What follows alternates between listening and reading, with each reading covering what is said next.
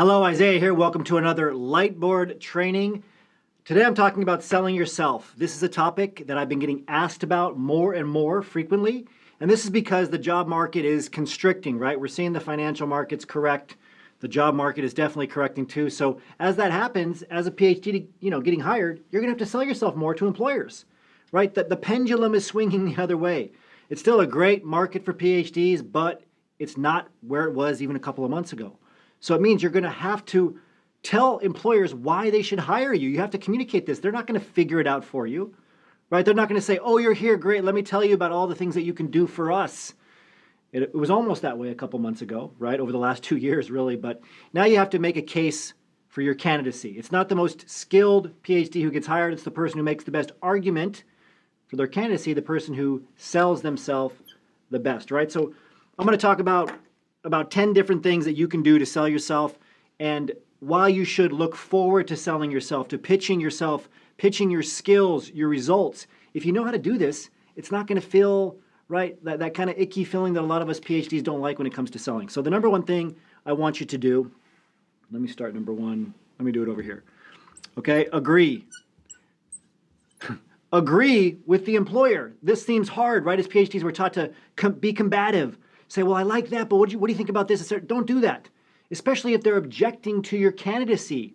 Yes, if they're objecting to your candidacy, agree with them first, then handle the objection. So this is like sales language that PhDs are never taught.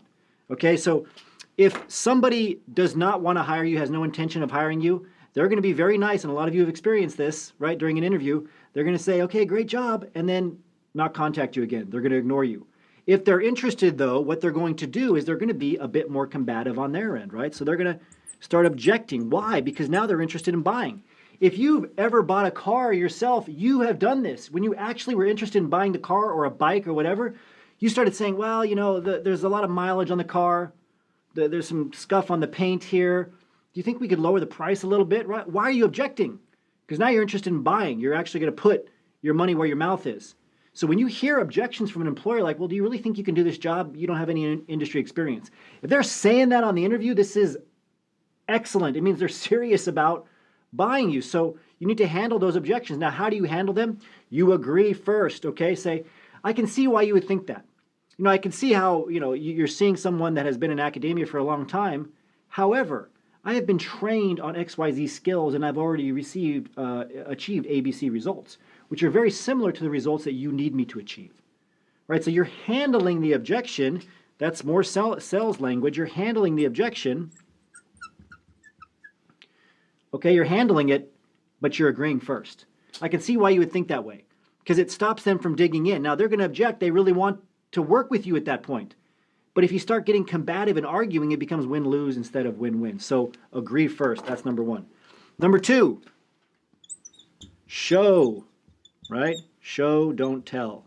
You've probably heard this before. What does this mean? It means if they say, why should we hire you? When they ask that kind of question, they're really looking for you to sell yourself. Okay, so what do you need to do? You need to talk about problems that you've solved, right? This is the problem. This is what you can pull out of your brain very easily because we have a negativity bias. So go back to the problems you've had in the past that are similar to the problems I need you to solve. And what you're going to have connected to that is context, right? And then the result, the resolution. So you say, okay, 2 years ago in the department or in the lab or whatever else, we had this problem and here's how we solved it. That's it. You go through this story arc and that's how you show, don't tell. Instead of just saying, I have this skill, this skill, this skill, this skill. That's just listing stuff off. That's not doing a good job of selling yourself. This is an important one. Don't posture. Don't teach. Right? What I'm doing right now, don't do this to the employer. You don't know their business. Right? They might ask you certain questions that, like technical questions or how you'd solve things. Very likely they're going to give you problems that they haven't been able to solve just to see what your problem-solving process is. They want you to externalize things. Don't try to act like you have industry experience if you don't. Okay? Don't say, well, I don't care if you're a tenured professor for 20 years in a certain topic and you're like, I could bring all this here. You're doing all these things wrong. Maybe they're doing them wrong academically, but not for their core competency. Maybe there's some proprietary things very likely that they're doing that you know nothing about. And it just comes across as arrogant or posturing. You need to ask questions, elevate their credibility. That's how you sell yourself. Okay? This is a hard one for some of us. Be likable, right? What does that mean? Be cordial. Look them in the eye. Talk to them about, let them talk if they go off topic on a tangent or whatever it is, if they make small talk. People want to work around likable people, right? They're trying to see if they can be around you for 8 hours a day without going crazy. Okay, so if you have to work on this, you have to make sure you come across nicer. If you have to get some feedback that might not be very easy to take in terms of your personality style, do that. So you can put your best foot forward and be likable by the employers. Okay, this one just as important, right? Hard to get. Don't do that. Don't play hard to get. This is something that a lot of PhDs do. I just had this happen to a PhD I was working with last week before they got into our program. They said, well, you know, a few weeks ago I had a conversation with an employer, and I'm just wondering if it's too late to repair things. You know, they asked me if I was interviewing anywhere else, and I said, yeah, I'm interviewing. Actually, I have a couple of offers coming up, and I really like these other companies.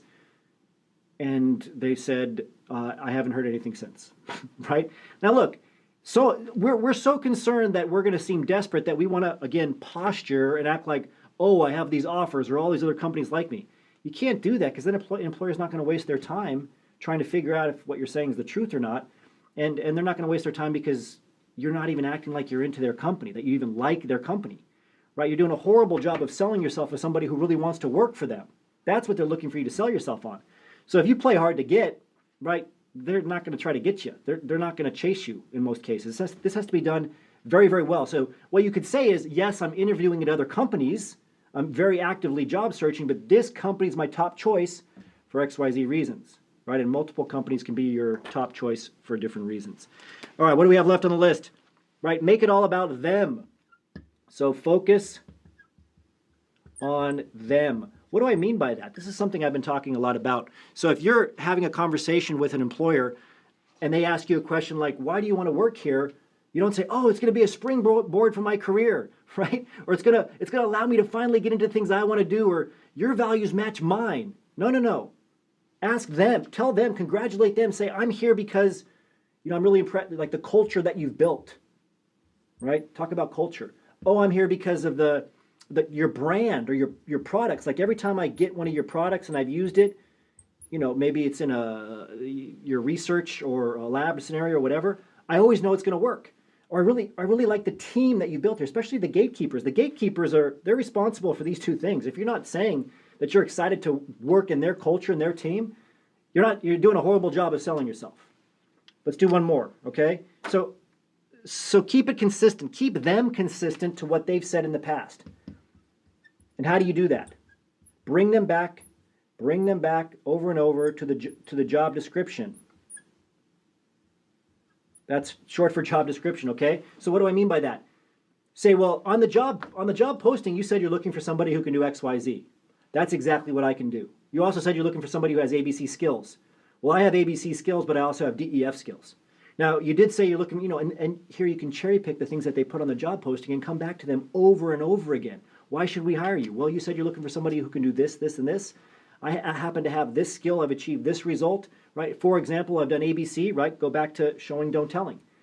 Go back to what they've said they're looking for. If you go back to that over and over, you said you're looking for this, and I have this. They're going to hire you.